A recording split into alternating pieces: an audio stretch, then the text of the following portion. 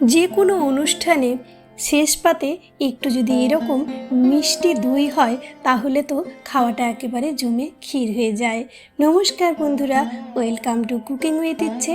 আজ আমি আপনাদের সাথে কলকাতা স্টাইল মিষ্টি দইয়ের রেসিপি শেয়ার করব। এটাতে আমি কোনো রকম ঘি বা কালার কিছু ইউজ করব না। কিভাবে এত সুন্দরভাবে বাড়িতেই আপনি দোকানের মতন মিষ্টি দই বসাতে পারবেন সেটাই আপনি দেখে নিন। চলুন তাহলে রেসিপি শুরু করি। রেসিপি শুরু করার জন্য প্রথমে আমি এখানে 1 লিটার মাদার ডেয়ারির ফুল ফ্যাট দুধকে গরম করে নিচ্ছি। এইটা দিয়ে আমি দুটো রেসিপি বানাবো, পরপর রেসিপি আসবে, তাই দুধটা আজকে বেশি ব্যবহার করছি। এখানে আমি ফুল ফ্যাট ব্যবহার করেছি এই দুধ। আপনারা যে কোনো ব্র্যান্ডের ফুল ফ্যাট দুধটা নেবেন, তবেই কিন্তু এই মিষ্টি দইটা ঠিকঠাক করে তৈরি হবে। প্রথমে 1 লিটার দুধটাকে আমরা ভালো করে বয়েল করে নেব। যখন দেখবেন এরকম দুধটা উতলে উঠেছে তখন আমি এটাতে আরও 500 ml দুধ দিয়ে দিচ্ছি। এটা আমি আমুল গোল্ডের নিয়েছি, এটাও কিন্তু ফুল ফ্যাট দুধ। একসাথে দুধটা গরম না করার কারণ হচ্ছে দুটো দুধের প্যাকেট দুটো আলাদা ব্র্যান্ডের, প্লাস দুটো আলাদা আলাদা দিনের, তাই ফেটে যেতে পারতো। তাই আমি আলাদা আলাদাভাবে দুটো প্যাকেটকে ফুটিয়ে নিলাম। এখন দুধটাকে আমরা এরকমভাবে ঘন করে নেব অল্প। আর এদিকে কয়েকটা এলাচকে আমি ছাড়িয়ে রাখলাম। এই এলাচগুলো আমাদের পরে কাজে লাগবে। এলাচগুলো আপনারা এরকমভাবে খোসা না ছাড়িয়ে ডাইরেক্ট এলাচের গুঁড়ো বাজারে যেটা পাওয়া যায় বা বাড়িতে বানান যদি, তাহলে সেটাও ব্যবহার করতে পারেন। আমি একেবারে ফ্রেশ সাথে সাথে বানাচ্ছি, তাই এলাচের খোসাগুলো ছাড়িয়ে এগুলোর দানাগুলো এরকমভাবে বের করে অল্প একটু এগুলোকে ভেঙে রেখে দিচ্ছি। এই রেসিপিটা বানাতে আপনার সময়ও লাগবে না। অন্যান্য বাড়ির কাজ করতে করতে এই রেসিপিটা আপনি বানাতে পারবেন। দুধটা আমি অর্ধেকটা তুলে বাকি অর্ধেকটা নিয়েছি, মানে এখানে 750 ml দুধকে আমি নিয়েছি। এইবার একটা অন্য কড়াইয়ের মধ্যে দিয়ে দিলাম পরিমাণ মতন চিনি। আপনি যেরকম মিষ্টি চাইবেন সেরকম দেবেন। আমি এখানে গ্লাসে, ছোট গ্লাসের এরকম পরিমাণে দিলাম। তারপর শুকনো কড়াইয়ে এটাকে দিয়ে হালকা হালকা নাড়াচাড়া করে চিনিটাকে আমি ক্যারামেলাইজ করে নেব। এই কাজটা করার জন্য ভয়ও পাবেন না আর তাড়াহুড়ো করবেন না। একেবারে ধীরে ধীরে এরকমভাবে এটাকে গলিয়ে নিন। দেখবেন নিজে নিজেই চিনিটার রঙটা কীরকমভাবে চেঞ্জ হতে থাকবে। ধীরে ধীরে এটা গলতে শুরু করেছে। এখন এরকমভাবে নাড়াচাড়া করে পুরোপুরি এটাকে গলিয়ে নেব আমরা। আর যত এটা গলতে থাকবে ততই কিন্তু এটার কালার চেঞ্জ হতে থাকবে। আপনাকে দইয়ের মধ্যে অতিরিক্ত কোনো রং দেওয়ার কোনো প্রয়োজন থাকবে না। একেবারে পারফেক্টলি বাজারের মতন লাল দই আমাদের খুব সহজে তৈরি হয়ে যাবে। দেখুন চিনিটা কিন্তু যত গলতে শুরু করেছে তত রঙটা কি হয়ে দাঁড়ালো। একেবারে দুর্দান্ত দেখতে লাগছে, দেখেই নিশ্চয়ই বুঝতে পারছেন। এখন আমরা যে কাজটা করব সেটা হচ্ছে এই সুন্দর রঙের মধ্যে আমাদের রেডি করে রাখা দুধটাকে অ্যাড করতে হবে। তাহলে চলুন এই সুন্দর রঙের মধ্যে আমরা এটাকে অ্যাড করি। অ্যাড করার আগে যেহেতু এটার গোলা জিনিস আর আমরা দুধটাকে ঢালবো, দুধটাও লিকুইড, তাই ছিটকে আসতে পারে। প্রথমেই গ্যাসটাকে আমরা বন্ধ করে দেব। তারপর ঢেলে দিলাম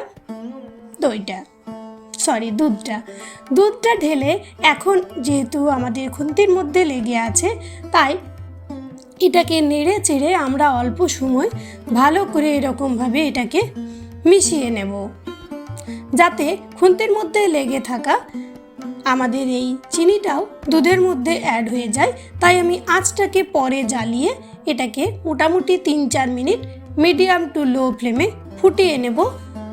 তাহলে কি হবে, আমাদের এই চিনিটা এর মধ্যে গলে যাবে আর দুধটার খুব সুন্দর একটা রঙও চলে আসবে। দেখতেই পাচ্ছেন এটা অলরেডি কি সুন্দর একটা রং চলে এসছে। এখন এটাকে আমাদের দই বসানোর জন্য একেবারে রেডি। ফ্লেভারের জন্য অল্প একটু এলাচের দানা আমি দিয়ে দিলাম। তারপর সমস্ত কিছু ভালো করে একবার মিশিয়ে গ্যাসটা বন্ধ করে ঢেকে রাখবো কিছুক্ষণ পরে এটা নামিয়ে নিলাম। এটা ঢেকে রাখাতে এলাচের ফ্লেভারটা খুব সুন্দরভাবে অ্যাড হবে। এখন এটাকে ভালো মতো ঠান্ডা করে নিতে হবে। আর এদিকে আমরা একটা পাত্রের মধ্যে খানিকটা জল নিয়ে আমি এখানে কয়েকটা মাটির পাত্রকে ভিজিয়ে রাখছি।